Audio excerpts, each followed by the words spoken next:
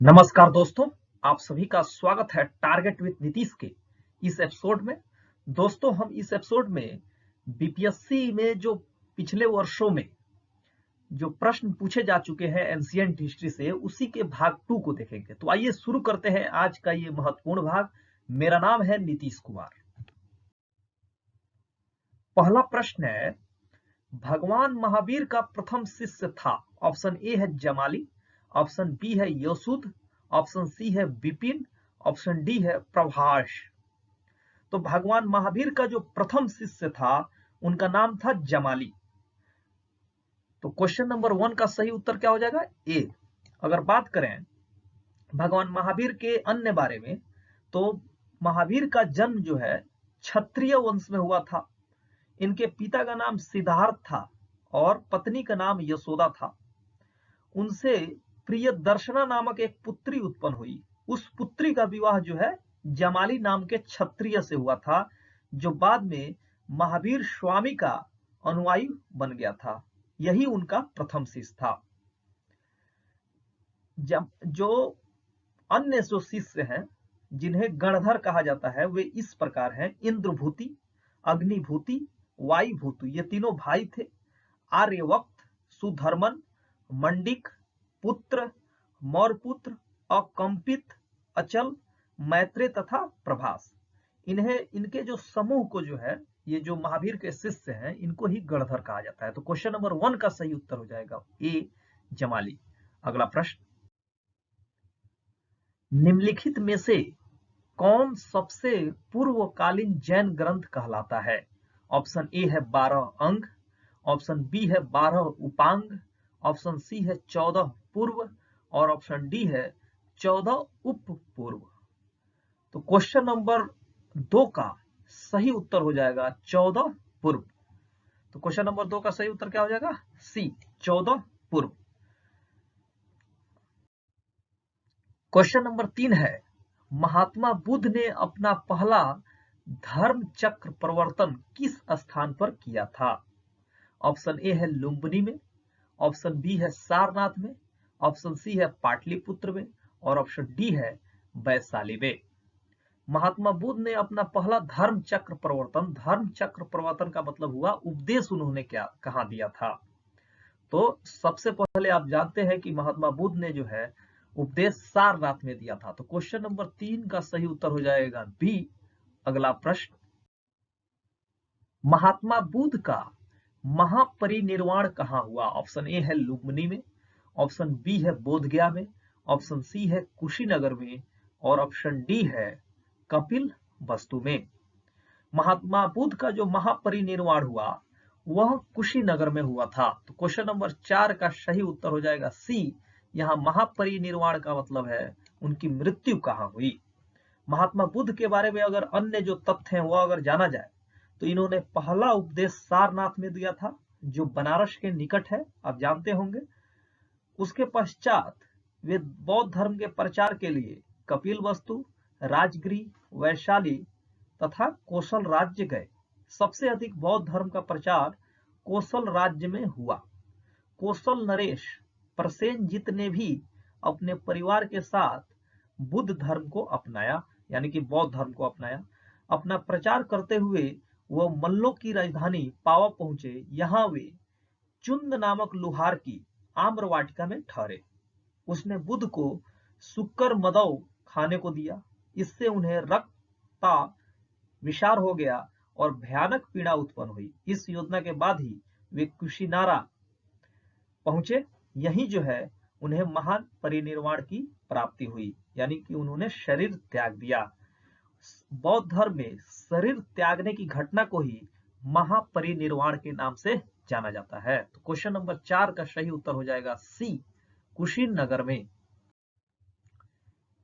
त्रिपिटक किसकी धार्मिक पुस्तक है? ऑप्शन ए है जैन, ऑप्शन बी है हिंदू, ऑप्शन सी है पारसी, ऑप्शन डी है बौद्ध और ऑप्शन ई है उपरोक्त में से कोई नहीं या उपरोक्त में से एक से अधिक। जो त्रिपिटक है ये बौद्ध धर्म का ग्रंथ है और त्रिपिटक जो है बौद्ध धर्म ग्रंथों में सर्वाधिक महत्वपूर्ण ग्रंथ है। बुद्ध की मृत्यु के बाद उनकी शिक्षाओं को संकलित कर 3 भागों में बांटा गया। इन्हीं को त्रिपिटक कहते हैं। त्रिपिटक, पहला जो है त्रिपिटक वह है विनय पिटक, दूसरा है सुत पिटक और तीसरा है अभिधम्म पिटक। इसमें जो विनय पिटक है उसमें बौद्ध संघ संबंधी नियम तथा आचार की शिक्षाएं दी गई हैं। वहीं सूत पिटक में जो है महात्मा बुद्ध के वचन दिए गए हैं और अभिधम्म पिटक जो है उसमें दार्शनिक सिद्धांत दिए गए हैं। तो क्वेश्चन नंबर 5 का सही उत्तर हो जाएगा बौद्ध धर्म, डी नंबर। अगला प्रश्न, निम्नलिखित में से कौन सी बात बौद्ध धर्म तथा जैन धर्म में समान नहीं है? ऑप्शन ए है अहिंसा, ऑप्शन बी है वेदों के प्रति उदासीनता, ऑप्शन सी है आत्मदमन और ऑप्शन डी है रीति व रिवाजों की अस्वीकृति। तो बौद्ध धर्म और जैन धर्म में कौन सी बात समान नहीं है? आत्मदमन की बात जो है वह सामान्य नहीं है। इसके अलावा बौद्ध और जैन धर्म दोनों जो है अहिंसा की बात करते हैं, साथ ही साथ ये वेदों के प्रति उदासीन है, यानी कि वेदों के बारे में ये कोई बात नहीं करते और रीति और रिवाजों को अस्वीकृत करते हैं। ये जो है दोनों धर्मों में होता है, जबकि आत्मदमन के बारे में जो है नहीं होता है। तो क्वेश्चन नंबर 6 का सही उत्तर हो जाएगा सी, आत्मदमन। गौतम बुद्ध ने मध्यम मार्ग का उपदेश दिया था। वे मोक्ष के लिए कठोर साधना एवं काया क्लेश में विश्वास नहीं करते थे। इसके विपरीत महावीर स्वामी ने मोक्ष प्राप्ति के लिए घोर तपस्या तथा शरीर त्याग को आवश्यक बताया था, जबकि गौतम बुद्ध ने शरीर त्याग को आवश्यक नहीं बताया था। तो आत्मदमन जो है इसका सही उत्तर होगा। अगला प्रश्न, बोध गया में बोधि वृक्ष अपने वंश की इस पीढ़ी का है। ऑप्शन ए है तृतीय, ऑप्शन बी है चतुर्थ, ऑप्शन सी है पंचम और ऑप्शन डी है षष्टम। तो बोध गया में जो बोधि वृक्ष है ये पंचम पीढ़ी का है। तो क्वेश्चन नंबर 7 का सही उत्तर हो जाएगा सी, पंचम। महाबोधि मंदिर स्थित बोधि वृक्ष वह नहीं है जिसके नीचे बैठकर महात्मा बुद्ध ने ज्ञान प्राप्त किया था। हेनसांग के अनुसार उस मूल वृक्ष को 7वीं शताब्दी में सम्राट शशांक ने नष्ट कर दिया था। इसके बाद इस स्थान पर 2 और वृक्ष रोपित हुए और नष्ट हुए। वर्तमान वृक्ष जिसे हम देख रहे हैं वो 5वीं पीढ़ी का है, जिसे अलेक्जेंडर कनिंघम ने लगवाया था। तो क्वेश्चन नंबर 7 का सही उत्तर हो जाएगा सी, पंचम। बराबर की गुफाओं का उपयोग किसने आश्रय गृह के रूप में किया? ऑप्शन ए है आजीविकों ने, ऑप्शन बी है थारुओं ने, ऑप्शन सी है जैनों ने और ऑप्शन डी है तांत्रिकों ने। तो बराबर की गुफाओं का उपयोग जो है आश्रय गृह के रूप में जो है यानी कि ठहरने के लिए आजीविकों ने किया था। तो क्वेश्चन नंबर 8 का सही उत्तर हो जाएगा ए, आजीविकों ने। मौर्य युग में पर्वत गुफाओं को काटकर निवास स्थान बनाने की कला का विकास हुआ था। अशोक तथा उसके पौत्र दशरथ के समय में बराबर तथा नागार्जुनी पहाड़ियों को काटकर आजीविकों के लिए आवास बनाए गए थे। अशोक के समय बराबर पहाड़ी की गुफाओं में सुदामा की गुफा तथा कर्ण चौपड़ नामक गुफा सौर प्रसिद्ध है। आजीवक संप्रदाय के संस्थापक कौन थे? ऑप्शन ए है आनंद, ऑप्शन बी है राहुलोभद्र, ऑप्शन सी है मख ली गोसाल और ऑप्शन डी है उपाली। आजीवक संप्रदाय के संस्थापक का नाम है मख ली गोसाल। तो क्वेश्चन नंबर 9 का सही उत्तर हो जाएगा सी, मखली गोसाल की बारे में बात किया जाए तो मखली गोसाल शुरू में महावीर के शिष्य थे, किंतु बाद में मतभेद के चलते इन्होंने महावीर की शिष्यता त्याग कर आजीवक नामक स्वतंत्र संप्रदाय की स्थापना की थी। इनका मत नियतिवाद कहा जाता है, जिसके अनुसार संसार की प्रत्येक वस्तु भाग्य द्वारा पूर्व नियंत्रित एवं संचालित होती है। तो क्वेश्चन नंबर 9 का सही उत्तर हो जाएगा सी। अगला प्रश्न, पाटलिपुत्र के संस्थापक थे।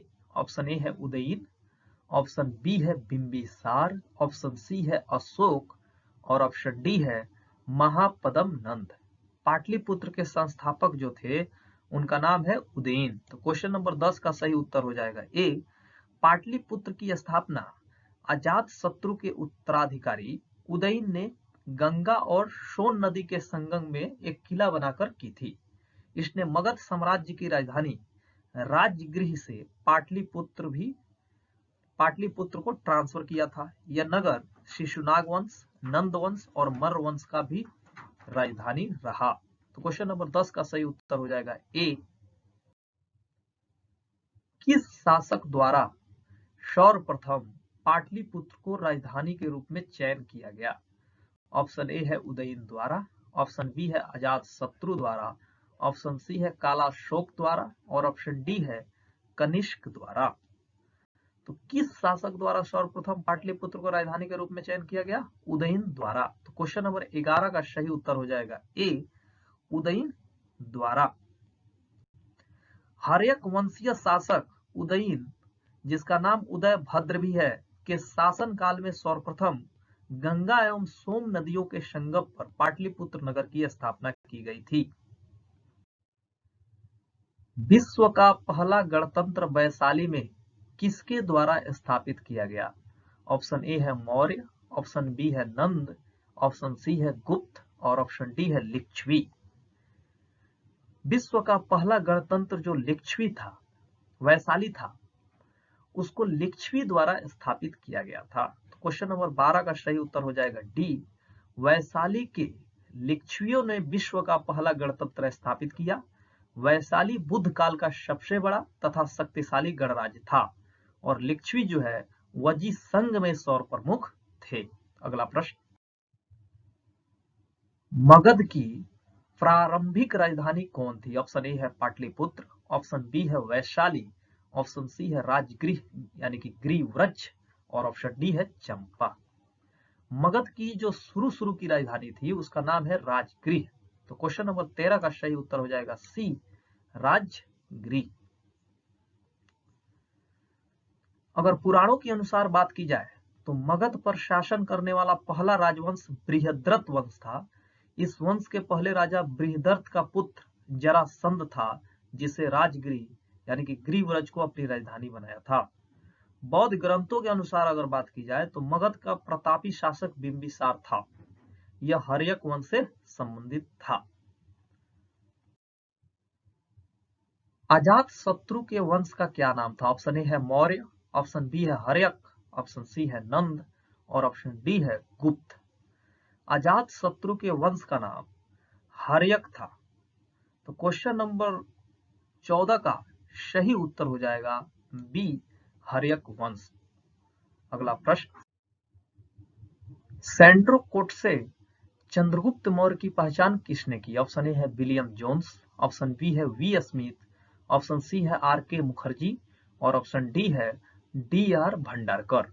सैंड्रो-कोट से चंद्रगुप्त मौर्य की पहचान विलियम जोन्स ने किया था। तो क्वेश्चन नंबर 15 का सही उत्तर हो जाएगा ए नंबर, विलियम जोन्स। तो दोस्तों ये रहा आज का महत्वपूर्ण भाग। आपको कैसा लगा आप कमेंट सेक्शन के माध्यम से जरूर बताइएगा। इस एपिसोड से दीजिए अपने दोस्त यानी नीतीश कुमार को इजाजत। अगर अभी तक आपने टारगेट विद नीतीश को सब्सक्राइब नहीं किया है तो जरूर सब्सक्राइब कीजिए। दीजिए इजाजत, तब तक के लिए शुभ विदा, नमस्कार।